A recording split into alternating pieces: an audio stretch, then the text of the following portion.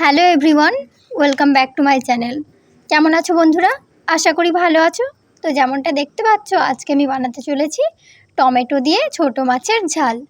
তো ফার্স্টেই মাছগুলোকে ভেজে নিচ্ছি। ভাজা হয়ে গেছে। এবার ওই কড়াইয়ের মধ্যে আরও কিছুটা সর্ষের তেল দিয়ে দিয়েছি ফোড়ন আর একটা তেজপাতা।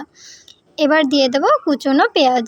পেঁয়াজটা একটু ভাজা হয়ে এলে দিয়ে দিচ্ছি পরিমাণ মতো লবণ, আর দিয়েছি কিছুটা কাশ্মীরি লঙ্কা গুঁড়ো, 3টে মিডিয়াম সাইজের টমেটো কুচোনো, দিয়েছি পরিমাণ মতো হলুদ, সর্ষে বাটা, আর দিয়েছি একটু ঝাল লঙ্কার গুঁড়ো, পরিমাণ মতো লবণ দিয়ে কিছুক্ষণ নাড়াচাড়া করতে থাকবো।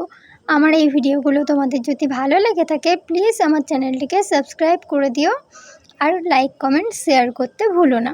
তো চলো এটা ভালোভাবে নাড়াচাড়া করে নিচ্ছি। দেখো প্রায় হয়ে এসছে। এবার দিয়ে দেব জল। জলটা একটু বেশি করেই দিয়েছি।